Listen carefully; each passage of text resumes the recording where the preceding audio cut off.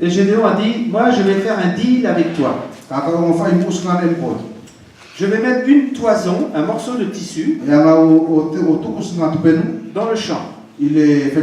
Et si demain matin, quand je me réveille, la toison elle est toute humide, mouillée, et tout autour c'est sec, eh bien j'en conclurai que c'est d'accord, c'est ta volonté que je fasse ce que tu me demandes. Et le lendemain, Dieu a répondu exactement comme Gédéon le voulait. Il lui a donné le signe qu'il attendait.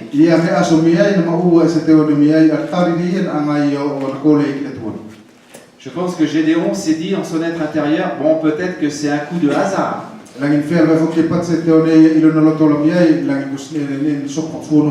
Et la nuit suivante, il a demandé un autre signe à Dieu, le signe inverse. Il a dit, eh bien voilà, si la toison, le morceau de tissu, il est tout sec et autour c'est tout mouillé, ben là je suis d'accord que c'est ta volonté.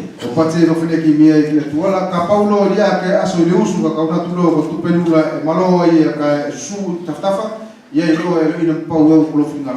il y a des gens qui ne prennent des décisions que à coup de signes, de toison, comme Gédéon.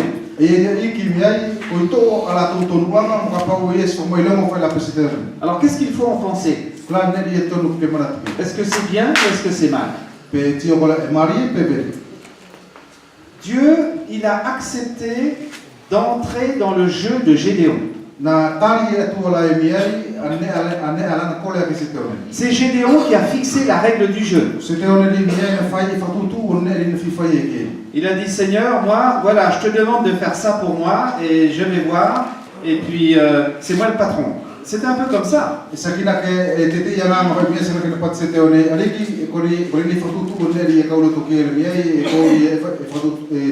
Mais Dieu a accepté d'entrer dans le jeu de Gédéon. Et je dirais que le signe de la toison, c'était comme une béquille que Dieu a permis à Gédéon, dont la foi était naissante et chancelante, débutante.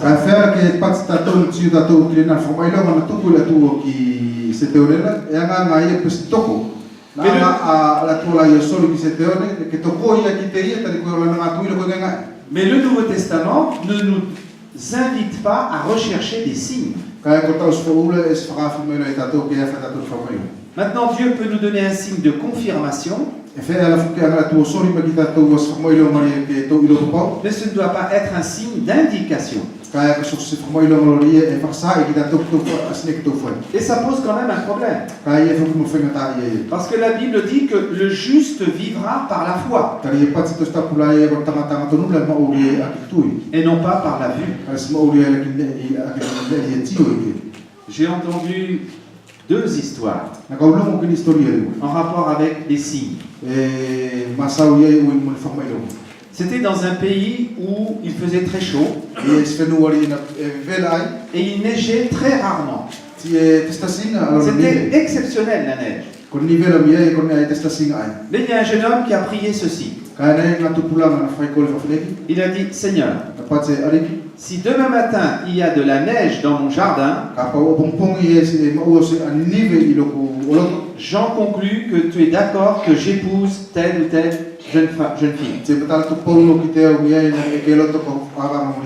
Il a demandé un signe. Et chose extraordinaire, le lendemain matin, il y avait de la neige dans son jardin. Et ce jeune homme a épousé cette jeune fille. Mais ils n'ont pas eu beaucoup d'enfants parce qu'ils ont rapidement divorcé. J'ai entendu une autre histoire. C'est toujours en rapport avec la question avec qui dois-je me marier? Il y avait un jeune homme, un jeune chrétien qui s'est mis au bord de la route. Il y avait une très grande ligne droite. Et le jeune homme a prié ceci. Il a dit, Seigneur, si la première voiture qui sort du virage au bout de la route, c'est une voiture rouge,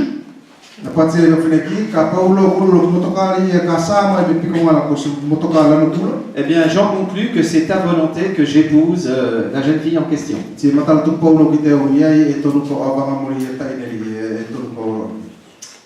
Il a attendu un petit moment. Et la première voiture qui est sortie, c'était une voiture rouge. Et ils se sont mariés avec une belle cravate rouge. Et ils ont eu des enfants. Et à ce jour, je crois savoir, c'est un couple qui est heureux.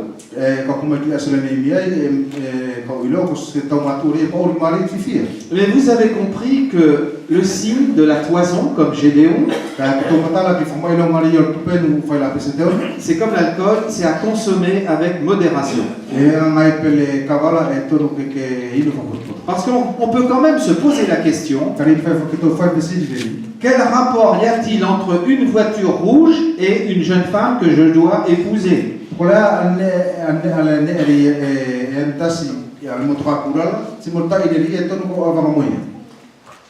Le signe, c'est un exercice qui peut être très dangereux.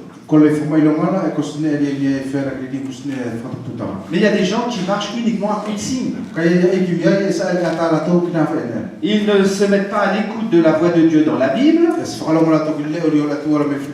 Ils ne prient pas pour chercher quelle est la volonté de Dieu. Ils ne laissent pas à Dieu le soin de leur parler dans leur conscience. Ils n'écoutent pas le conseil des gens sages et intelligents, spirituellement parlant. Et ils accordent toute leur importance aux circonstances et aux signes.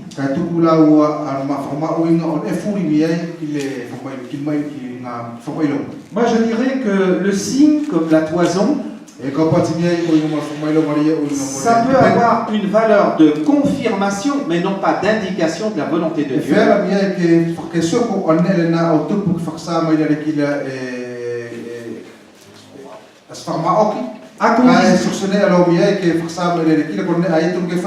À condition que les autres signes ils soient au vert, les autres instruments de navigation soient au vert.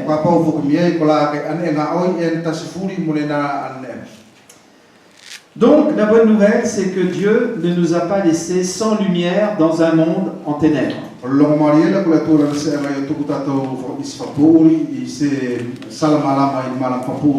Dieu ne joue pas à cache-cache avec nous. C'est un Père qui est rempli d'amour. Et quand on cherche à connaître la volonté de Dieu,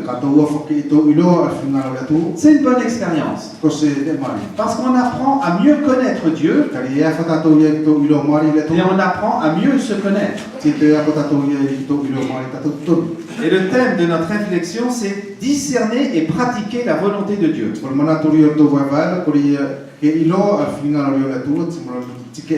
On cherche à connaître la volonté de Dieu pour la mettre en pratique. Et la Bible dit qu'il n'y a pas de joie plus grande que celle de pratiquer la volonté de Dieu.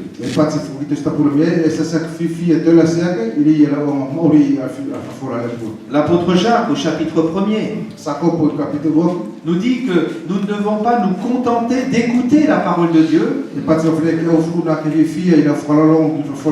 ou de chercher à discerner la volonté de Dieu, mais nous devons la mettre en pratique. Et Jésus a appris l'obéissance par les choses qu'il a souffertes. Et Jésus, il a obéi jusqu'au bout à la volonté de son Père. Et il a résisté au péché et obéi à la volonté de Dieu. Et le psaume 40, verset 8, nous dit « Je prends plaisir à faire ta volonté, mon Dieu ». Et Jésus a dit « Si vous savez, si vous connaissez la vérité, vous êtes heureux pourvu que vous la mettiez en pratique. »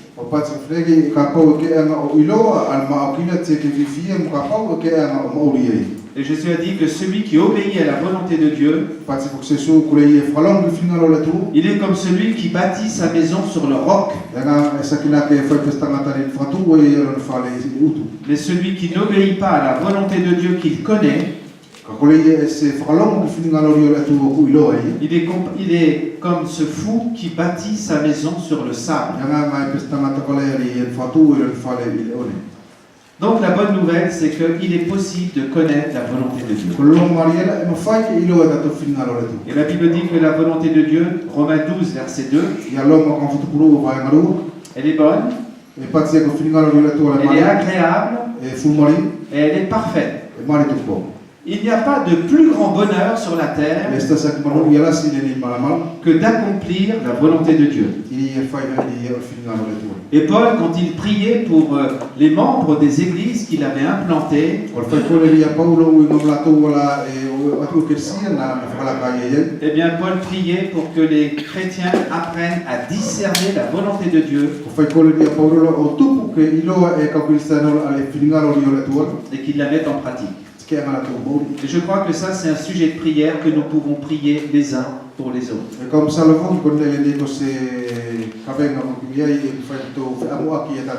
Nous allons prier.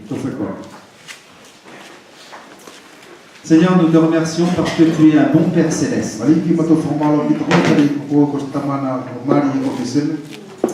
Merci pour ta volonté qui est bonne, agréable et parfaite. Merci parce qu'il n'y a pas de plus grande joie que de faire ta volonté. Tu sais les décisions importantes que certains parmi nous ne devons prendre. Et nous confessons notre besoin de recevoir ta sagesse. Nous prions, Seigneur, pour nos jeunes qui ont des décisions importantes à prendre dans leur vie. Quelle orientation scolaire doivent-ils suivre? Quelle formation choisir? Quel métier pratiquer? Avec qui devront-ils se marier?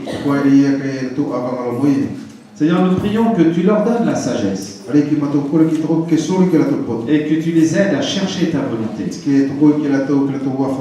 Nous prions les uns pour les autres que tu nous aides à chercher ta volonté en lisant ta parole, en recherchant ta face dans la prière, en écoutant le conseil et les bonnes recommandations des gens sages autour de nous,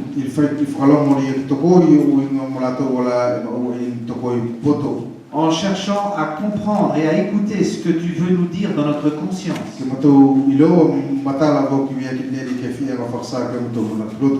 Apprends-nous aussi à comprendre ce que tu cherches à nous dire par des circonstances que toi tu contrôles.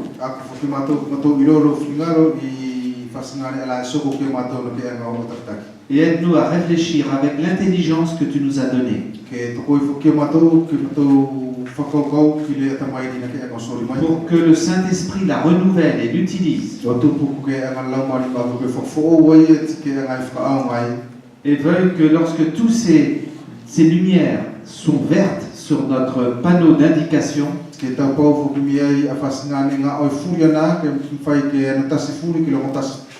eh bien que nous puissions aller de l'avant avec confiance et assurance.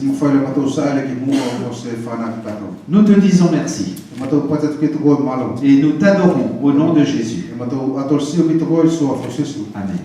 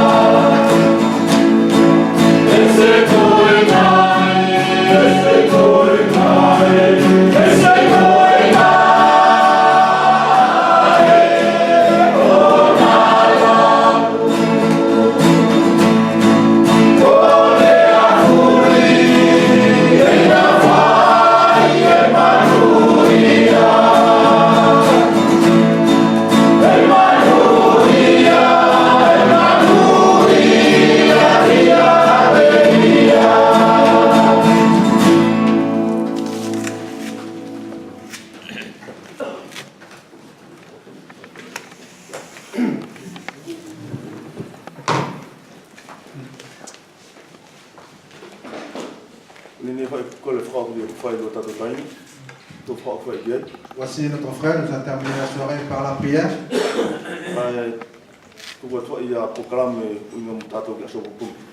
Je donne juste le pain pour demain.